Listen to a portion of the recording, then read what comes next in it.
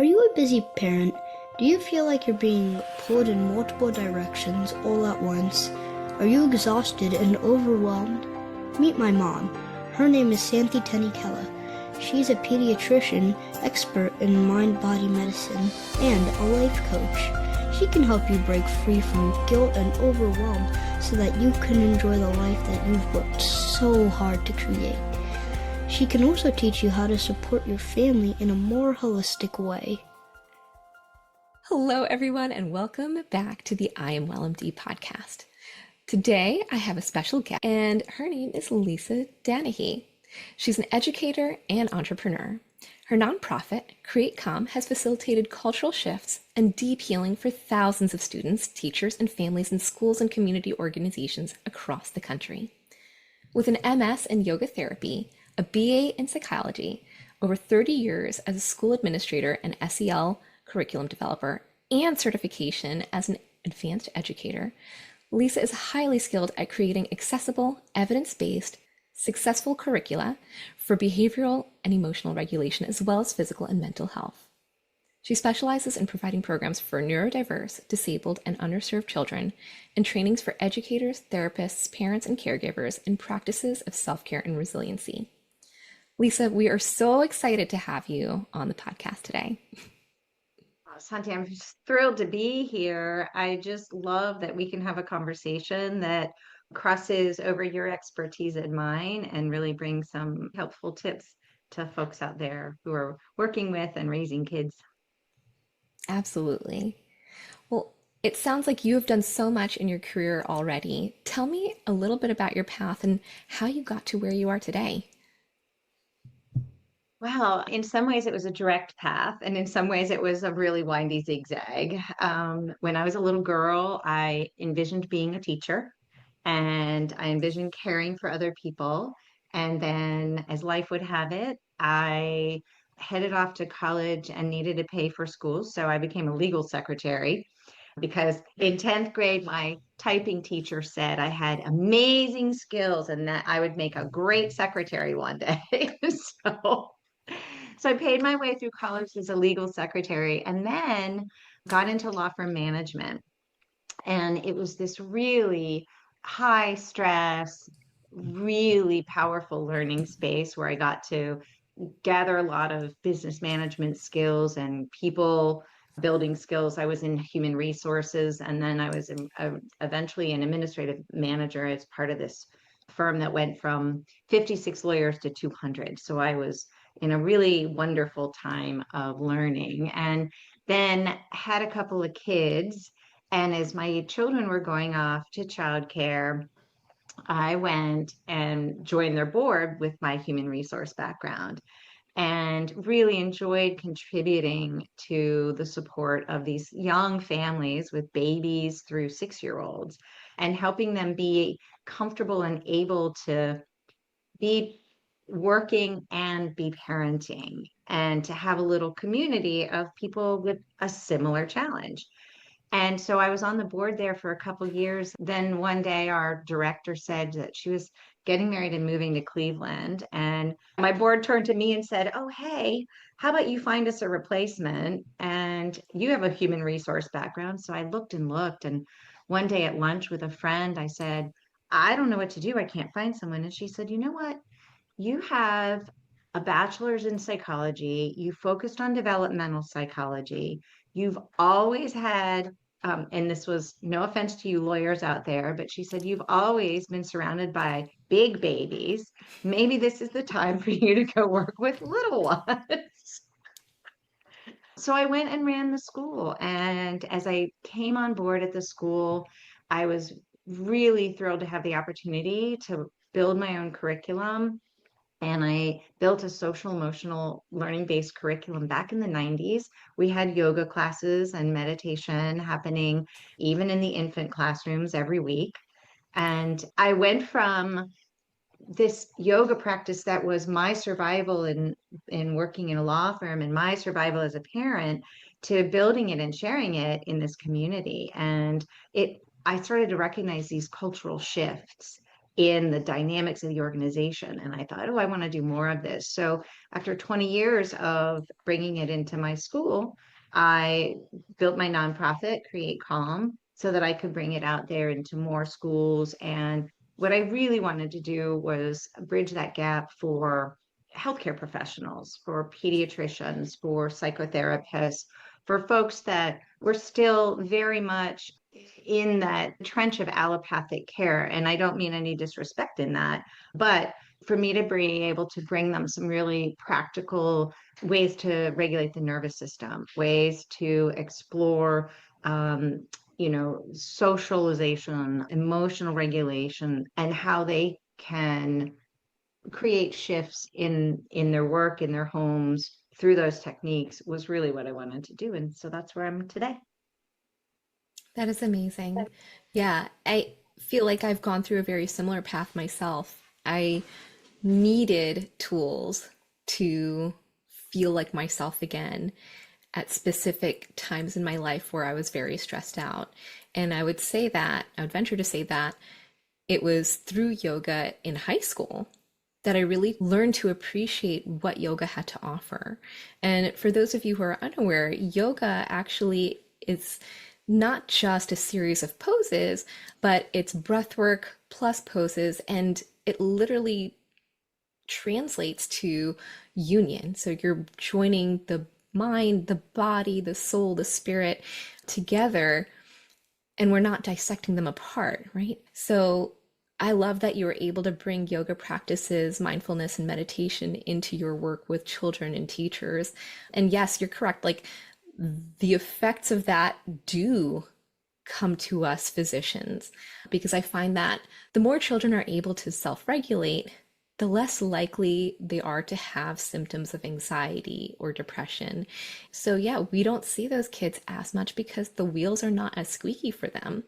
I would venture to say, too, that when kids are well regulated, their families are too. Their families are too. So there's an absolute domino effect that happens here. And I think that that's beautiful that you've been able to encapsulate that in your work. Thank you. Yeah, it's been primary focus of my work because it's like a spiral, right? So when you're dysregulated, you have a disconnect between the mind and the body. You're less capable of interpreting your situation accurately. And then you become more hyper vigilant and more out of regulation and further away from accurate interpretation of your environment. And then it starts to show up as these physical illnesses. And it's your body trying to say, hey, wait, we're out of kilter here. And in my book, in Creating Calm in Your Classroom, I speak about Stephen Porges and his magnificent work on what he calls the polyvagal theory. And what I think is phenomenal in his research and his work and the way he describes it is he's really good at laying out the layers of the nervous system and how we access it. But what I think is really fascinating is he hones in on the fact that when we're stressed, we do not feel safe, we do not feel connected. And when we have that sense that we are not safe and not connected, the nervous system starts to shut down. The nervous system cannot process accurately. And what happens is in that hypervigilant state, we cannot accurately read other people's signs and signals to us. Hmm. So even as a child, let's say I come into your office and let's say I've been dysregulated, I'm hypervigilant, and you smile at me, I might still interpret that as a threat because I see your teeth. And somehow the limbic brain goes, oh my gosh, there's teeth there. This is a dangerous situation. I'm not safe. And so I find it fascinating that even as we, the adults, try to bring comfort and security to our kids, if they are dysregulated, then they may not be able to see it. And so that's where it's really important that we are co regulating. We are showing up for them in the energetic space that we want them to obtain, to access in order to feel balanced, in order to feel safe. And then once we've met in that energetic space, only then can I smile and know that they see me and they don't see me as a threat. Life can feel like a constant balancing act. Work deadlines, family responsibilities, and everything in between. It's really easy to get stuck in go mode without ever stopping to ask, what do I really want? Imagine if you could set boundaries with confidence, say no without guilt, and start doing more of the things that light you up. That's what life coaching is all about, helping you get clear on what matters most and giving you the tools to make it happen. Your life is unique, your journey is unique, and your solutions should be too. If you're ready to stop surviving and start living with intention, let's talk. Visit me at iamwellmd.com and click on the link to contact me. Send me a little message and we'll get you started with an introductory call. I hope to see you soon. So you mentioned this word co-regulation. I think it's really important to define that. How would you define co-regulation to somebody who's never heard that word before? So I'm going to share actually part of my work in my training in learning yoga and doing yoga. Over and over again, as you learn these tools, whether you are officially trained in it or you happen to go to a yoga class, you hear all the time it's a practice. It's a practice, not a perfect, even, right? And you are going into a space of trying things out. And so, from the yoga perspective, the more you go to your yoga mat, the more you practice things, the more you can connect with them and the more you can choose from them. So, on a yoga mat or in a yoga class, or as I engage in mindful breathing or meditation, I have the opportunity to access my nervous system and regulate it. I can raise my energy, I can lower my energy. I can feel where I'm out of alignment and come back in. And that's the act of regulation. That is what I need to regulate. So if I start with self regulation, if I start with this practice of self connection, then I can begin to connect with and regulate others. And there's a relatively recent finding of something called mirror neurons in all of us because we are creatures that connect and want to be part of everything that's happening around us. We have these mirror neurons that look for signs of how to behave, what to do, what decisions to make. So as the adult, if I am practicing my self regulation, then my mirror neurons can be a little bit more selective. But I also know that everything I bring to the world is impacting your mirror neurons when you're sitting across from me, and everybody else's mirror neurons when they're in the room with me. So I start to realize that the more I practice the skills of self regulation, the more I can impact your access to self regulation. And then at one point, if I'm modeling it, out, and we can do something in a second to try it out. If I'm modeling it, you can pick up on it. It becomes your regulation. And then you can step away. And the next most beautiful part is autonomic regulation. You do it without me. You do it on your own. You do it instinctively. You're coming back to yourself again and again. So my job as a mental health and physical health professional is to model and to share and then encourage you to build the skills yourself. In the trainings I do for yoga teachers, I say you need to practice it to know it to teach it to lead it to allow it. Beautiful. I think that's also very relevant to not just teachers, but to parents, to bosses and their employees. I mean, this is relevant everywhere. When I think of co-regulation, I think of two people helping to manage each other's emotions And in doing so, their stress levels and downstream their behavior.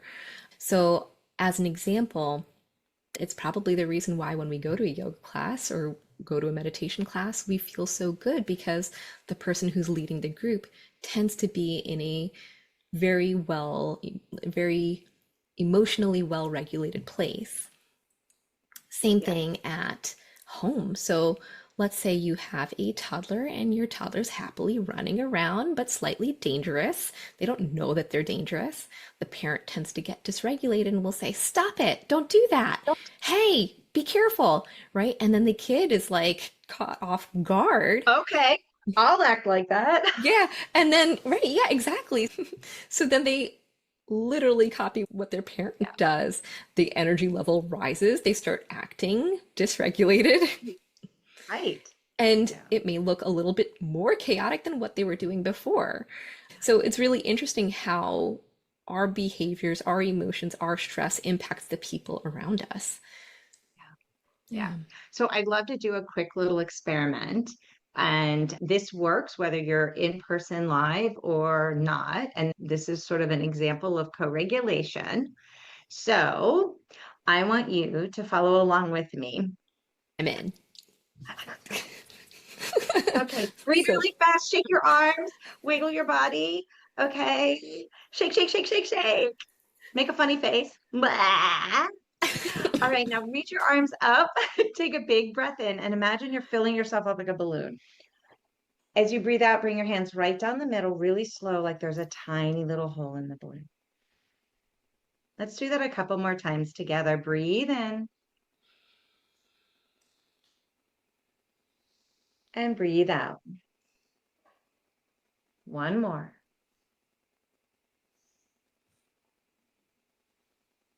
Take a moment and notice how you feel and relax. What did you notice? So definitely during the time where I was hyperventilating a little bit and acting frenetic, I could feel the energy levels rising. Then when I shifted and I took the 3 deep, slow breaths, I could feel my energy shift. So I still feel energetic, but I do feel calmer. So You were able interesting. to focus. Yeah. And by us engaging the body, by moving the arms, we took that frenetic energy and we literally brought it out the limbs. And then when the hands came together over your head and down in front of your heart, you actually did this instant rebalancing of the left and right hemispheres of your mind and body. And so it was this lock in, but like you said, you didn't become lethargic or low energy. You just channeled the energy so you could be focused and you were aware and attuned. And that's what we want. And I just want to point out that nowhere in there did I say, calm down, take a deep breath. We're going to do this. We just did it. I let it for me. And I felt it in me, and I consistently brought it until I felt my energy shifting, and you could feel your energy shifting. But I purposely didn't direct you in how to do it because I think as parents, and I am a parent and I'm guilty of this, for many years, I would tell my kids, you just need to calm down. Or, why are you crying? That's not something to cry about. Or, Mhm. so many of these catchphrases. And I realized our children do not need us to speak to them, they need us to carry them. And I realized that I was trying to impart my wisdom and my control. And as a parent, as an educator, I'm really a platform. And I'm supposed to stand here steady and calm and confident and consistent and clear. And sometimes that means very firm, but I will stand here for you to launch from, Hmm. launch without words, just with my energy and my love. That is so profound. It really is. How, and this is something that I am very curious about, in those times where we are feeling very dysregulated as parents or as educators, how do we avoid engaging in toxic positivity? That is a real problem today. Yeah. For sure. With social media, it's really particularly challenging for, I think, for parents because we're always searching for a better way to do things and searching for cures of our imperfections and signs that we can somehow eliminate them. And I think the more we do yoga and mindfulness, the more we have the space to allow and almost, I want to say, enjoy the reality in a way that we don't have to inflate the good stuff. We don't have to always be happy and perfect. Actually, I'll share a personal experience. Just the other day, I had a really big challenge. My fridge broke on top of a bunch of other things in my house, right? Real life stuff. And all of my friends, the few friends that I told, I had actually friends visiting from out of town who were here, and I was mortified. And I got really upset and I started to cry and be angry. And my friend said, "Oh, it's okay. Everything's going to be fine." That like shove my feelings down with this positivity. And I looked at her and I said, "Maybe so, but I'm going to feel my feelings right now." And I was able to say, yes, and. Mm. Yes, I'm sad. Yes, I'm angry. And down underneath it all, I am okay. But I don't need to be happy right now. I don't need to be steady right now. I will. And inside somewhere, I am.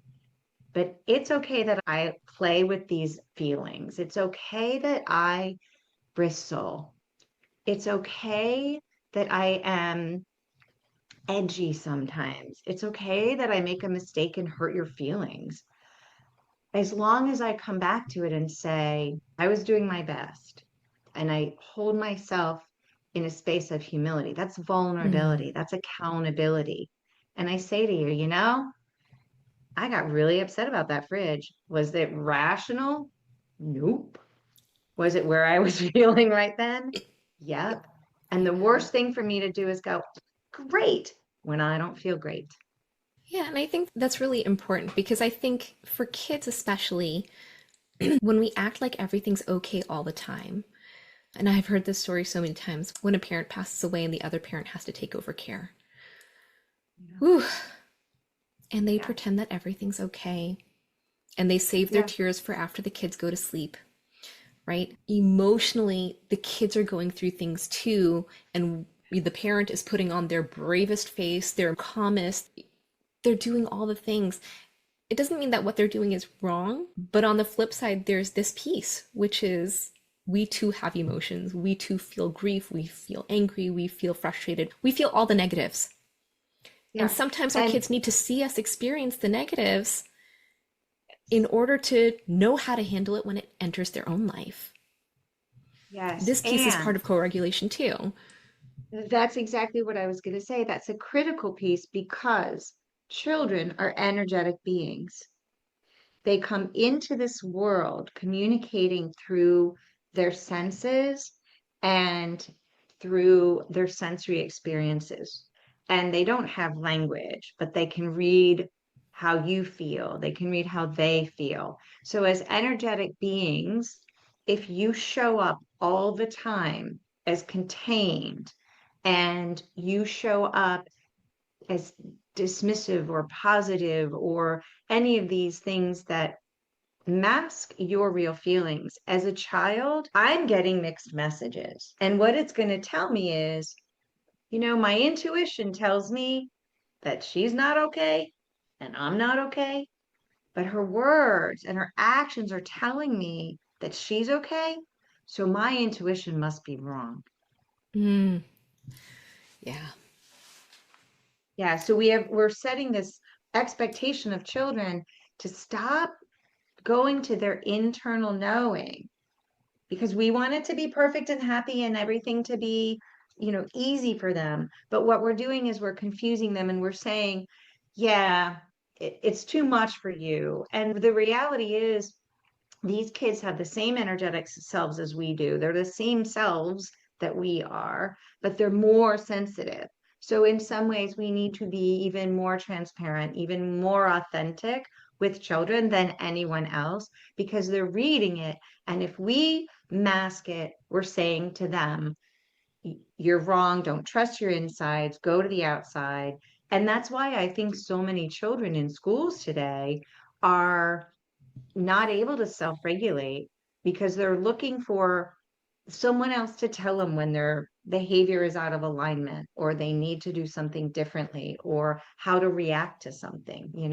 Their intuition's been squished. Yeah, I mean, what we're modeling, unfortunately, is someone who feels the feels but acts in a way that's not aligned with themselves. And I can't help but wonder if some of that is just survival behavior, right? We're acting okay even though we don't feel good on the inside.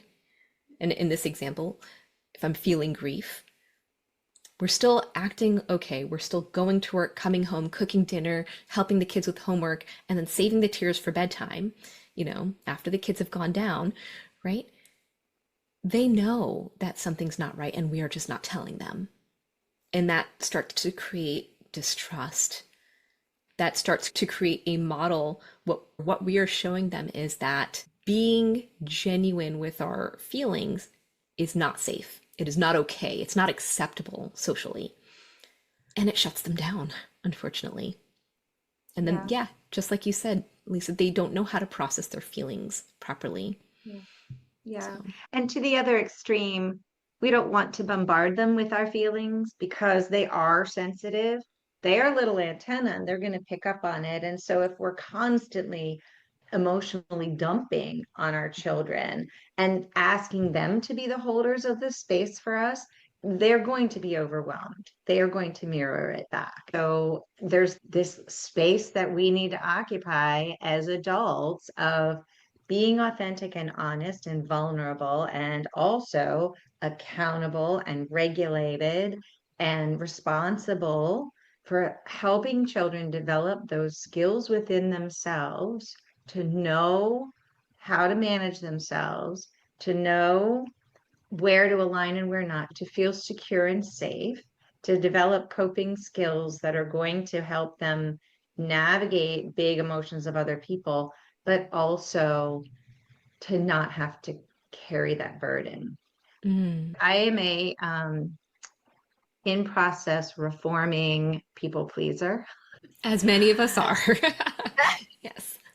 And as an intentionally reforming people pleaser, I know, like you were saying a moment ago, we want to belong, we want to fit in, and we want to help people and hold people. And so as children, we take on that burden very readily, but it doesn't mean it's right for us to take it on.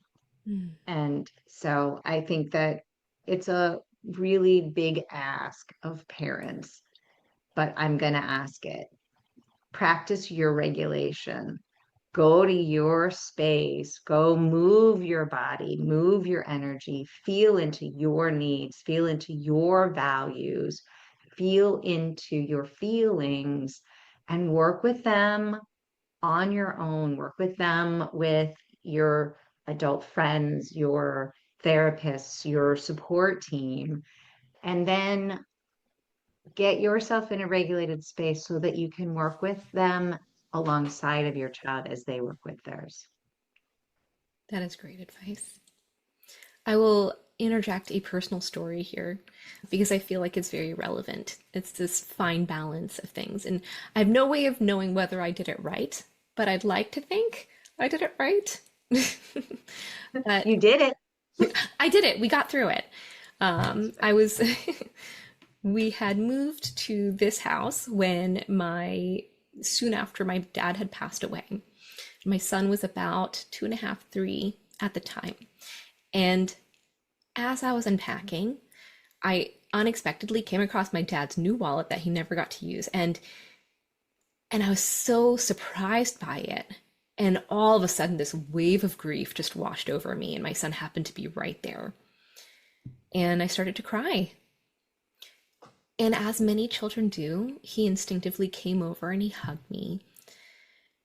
And I didn't push him away, and I didn't say no, and I didn't, uh, rush through the tears as I had previously been doing. I gave myself a moment to cry.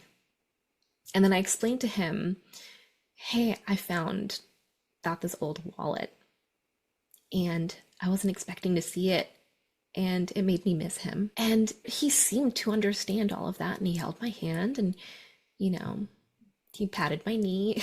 So little and so cute. He said, it's going to be okay, Mom. And I said, oh, thank you. I know it's going to be okay because I have you and I have your dad and I have all these people around me that love me and care about me.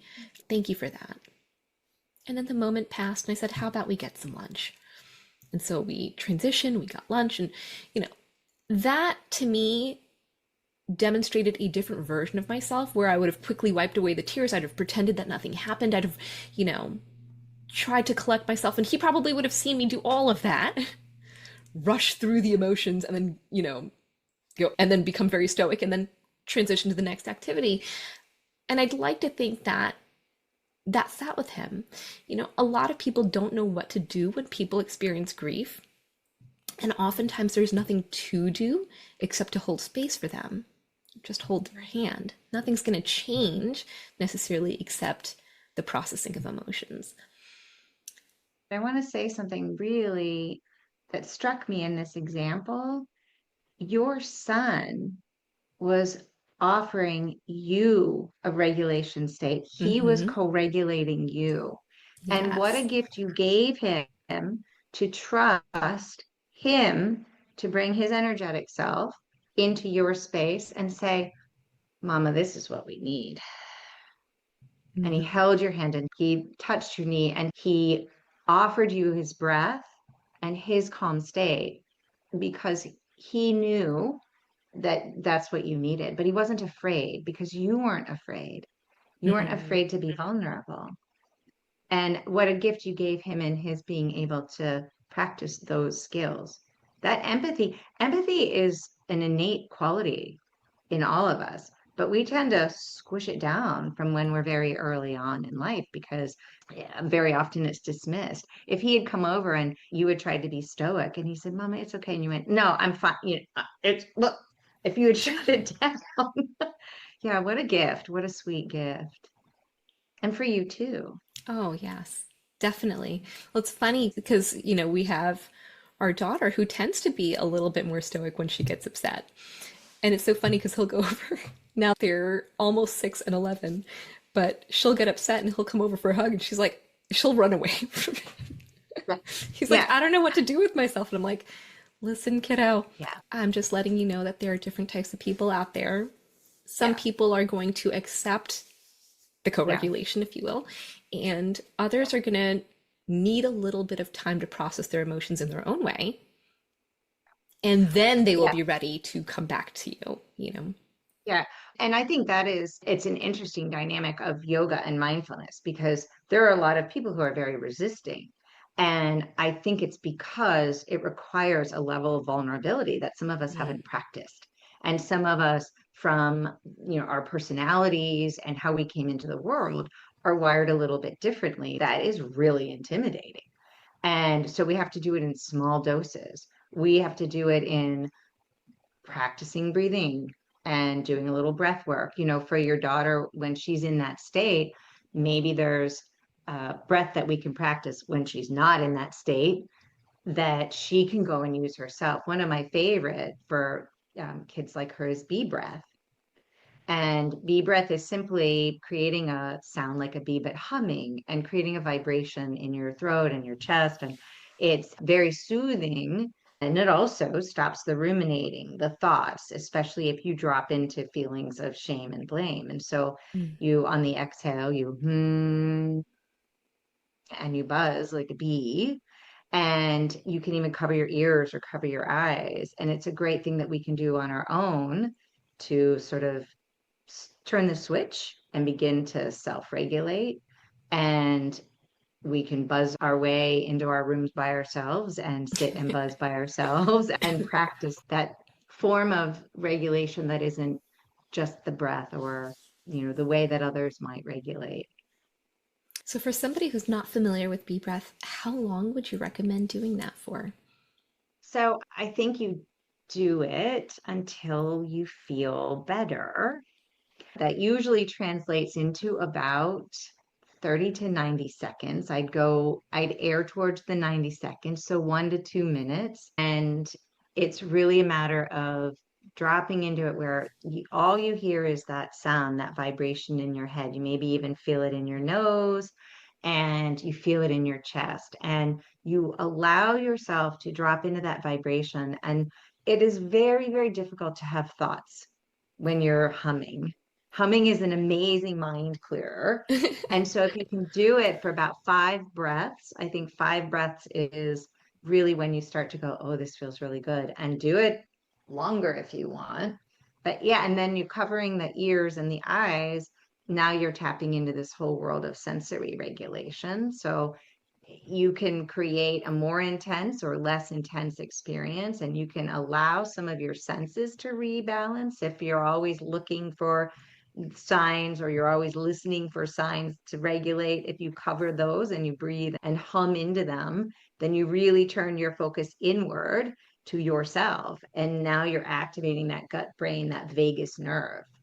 And once you do that, you're going into the limbic and frontal brain cortexes and shifting out of that survival mode into that thriving mode. I love it. That's great advice, especially for kids. I honestly feel like adults should do this too. I actually do these practices in this book all the time in my adult classes. I just don't call them the animal or the piece of nature or whatever it is. I just guide it. And we're doing thunder and lightning and they don't know it, or we're doing tiger crouches or volcanoes. And I think you're right. I think we adults need to be playful with our energy and not uncomfortable in it. So, one of the things that you talked about earlier in the podcast was cultural shifts. Now, in your book, Creating Calm in Your Classroom, you talked about the inner world of the educator and the student. And we've been touching on that here and there through various examples. But it really seems like the internal state of a leader, whether it's someone who's a boss and has employees, whether it's a teacher with students, whether it's a parent with kids or other family members, that their internal state really can shape the culture of the whole group. How might leaders, educators, parents, how might we begin to build environments that normalize emotional awareness and co-regulation?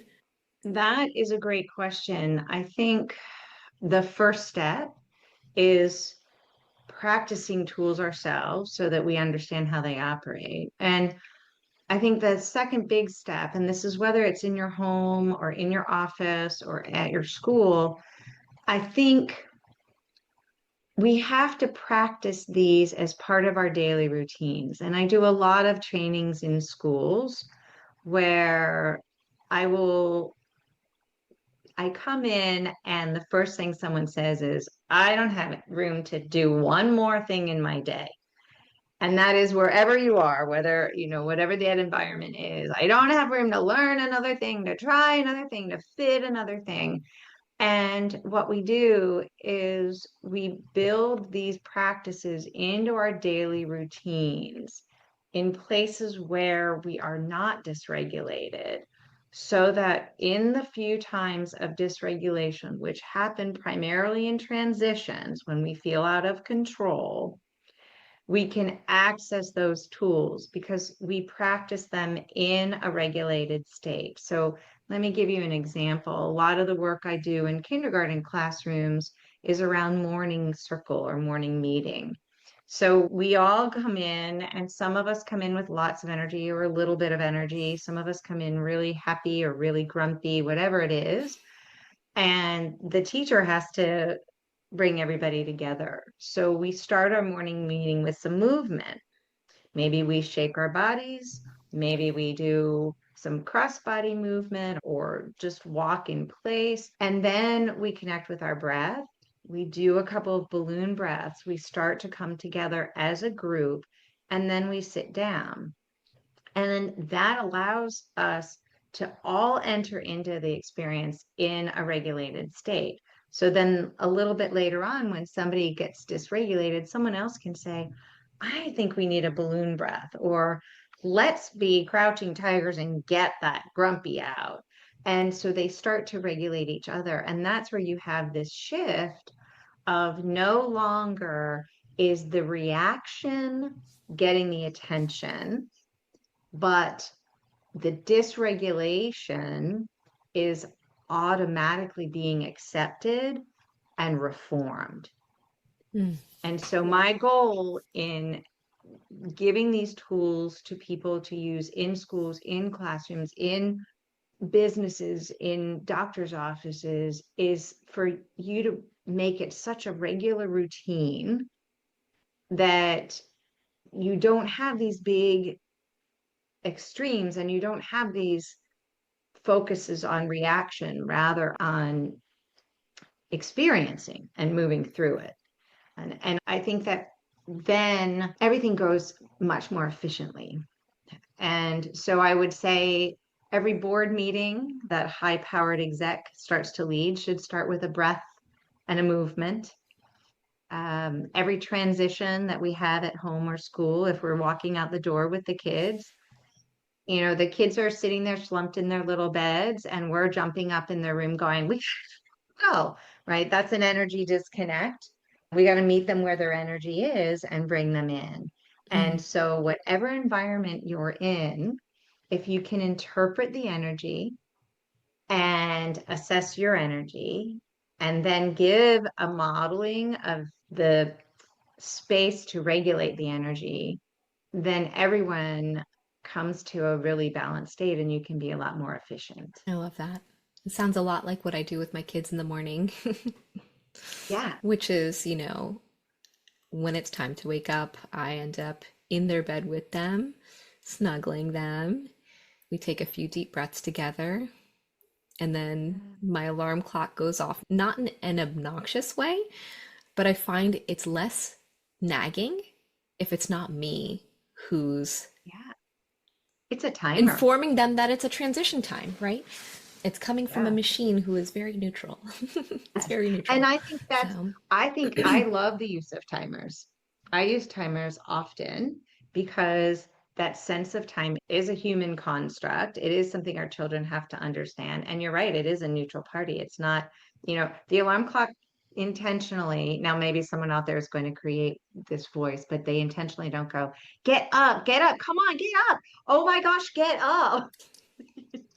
My husband used They to just, have this siren that went off on his phone. Oh my gosh. Oh, I hated it. And he was like, "Well, it gets me up in the morning." I'm like, "Honey, we are not residents anymore where we need like that loud, obnoxious, almost scary, like heart, like, oh, my heart would race when I heard his alarm yeah. go off." But yeah, like I have a gentle tone on my phone and, you know, it's loud enough to wake me up, but not so loud or so harsh that I'm waking up fearful or heart racing or, any of that. You're So, waking up in a stress response.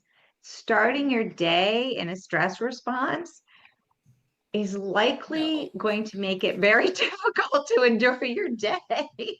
Yeah, like who wants to wake up to that? Like, Yeah, oh, anyways, I'm yeah. I'm glad he's changed his ringtone.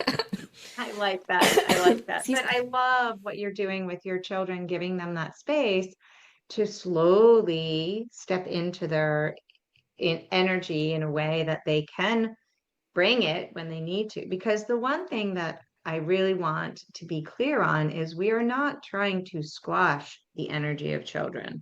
We are not trying to always contain them. That is not what yoga and mindfulness and holistic practices are for. We want them to be big.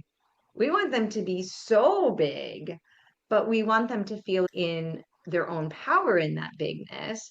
And sometimes we need to teach them how to be big.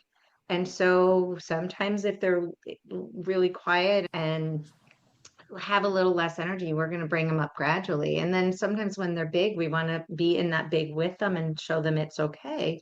And then maybe bring it down. Absolutely.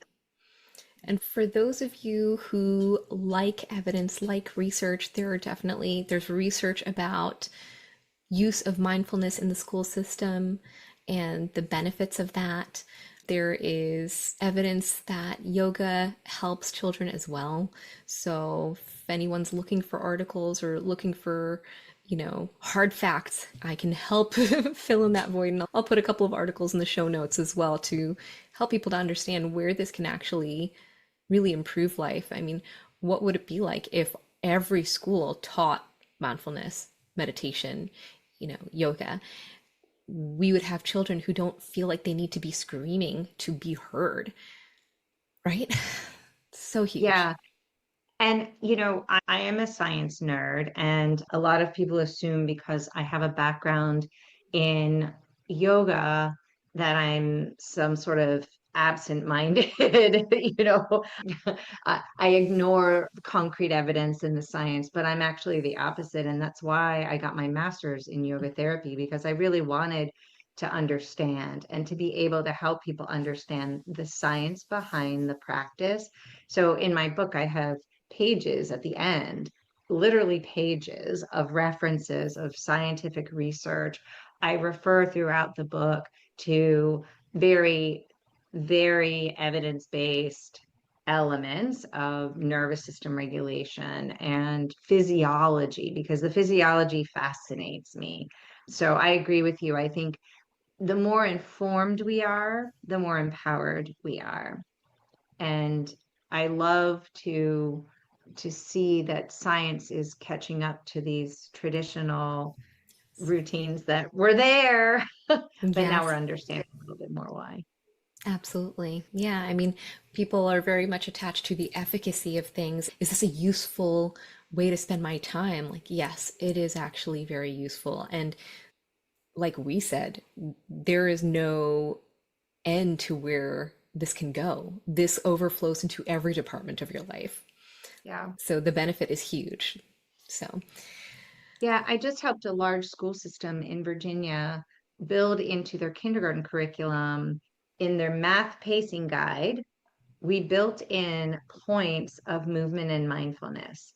So at the beginning of a math exercise, we gave a list of possible mindfulness and movement, because movement is an important piece of it. Mindfulness and movement techniques that the teacher can choose as they enter in to this need for focus. And then we have a midpoint where we give a list of movements and practices for them to wiggle through, come back into focus, maybe increase some energy or decrease it depending on where they are. And then we have at the end the transition, the closing, that breathing that allows us to let it go and move on to the next activity. And we've been doing this a couple years now in the kindergarten classrooms, and we're noticing this efficiency that has actually improved, even though we added in these steps in the pacing guide. So it feels like it's more work, but it's really saving you a lot of work. that is really impressive. I love that. I have this conversation with a lot of parents where, you know, when their kids come home from school, the parents are having trouble reeling their kids in to get their homework done. And it's this. We have to have these points where we can allow the child to be a child, even if it's just for a few minutes, even if it's just to Yeah. run laps outside the house to blow off some of that extra steam, because, many of them are staying fairly contained in the latter half of the day, right? They have the beginning of their day at school, they have their lunch period, they have recess, they get to blow off some steam. And then many of them have a few more hours till the end of the day. And now they have this break. Now, we should use those breaks intentionally, right? And that way you do have a child that is ready and more focused to start their homework. And Yeah. hopefully this efficiency applies to those kids as well, right? We can't expect children to sit for another 2, 3 hours at home and crank it out the way we expected ourselves to do that when we're in high school or college. Right. How soon Right. we forget as parents what it was like to be a child, right? That's a great point. It's so true. And that's actually, I think that is the little piece of advice I want to give parents is connect with that child within, nurture that child within, cradle that child within, play with that child within, allow that child within you to be joyful and to express themselves freely. Because as soon as we can reconnect with the child within ourselves, we have a much, I think, clearer and stronger connection with the world around us. Absolutely. This podcast, Lisa, was created to help us to heal ourselves, our children, and our children's children. Do you have any last words of advice for our listeners? I think what I hope is that everyone will find a means for connecting to that place inside of them that I know exists, that essence that is pure joy, pure ease, that space that is okay. And no matter what's going on the outside, that you're able to know that little place in you. Because I know everyone is always doing their best. And I want you to remember that for yourself and everybody else out there. We are all doing our best, and we are all that little space of beautiful, sweet okayness, right? Do you feel it? Mm-hmm. Let's feel it. Yeah, And that's what I want us to remember as often as we can. I love it. Yes. Think back to that 13-year-old self, the 6-year-old self, the toddler self. Yeah, Yeah, I and mean, that thank was still them. us. That's still us. So, Yeah, and thank them for doing their best and let them off the hook and tell them right now you've got a few more skills. So so you're good. We've yes. got this. I love it. Thank you so much, Lisa, for being on the podcast. Where can our listeners find you? You can find me social media. It's yoga therapy with Lisa Danahy. You can find me at createcalm.org. I'll add some contents for you to share in your caption too. Perfect. Thank you so much for being on the show, Lisa. You are welcome. It was a real, real pleasure. Thank you. The information shared on the I Am Well MD podcast is for educational and informational purposes only and should not be considered medical advice. Listening to this podcast does not establish a doctor-patient relationship. All health-related decisions should be made in consultation with your personal medical provider. The views and opinions expressed by me are my own and do not necessarily reflect those of my guests, employers, or affiliated institutions.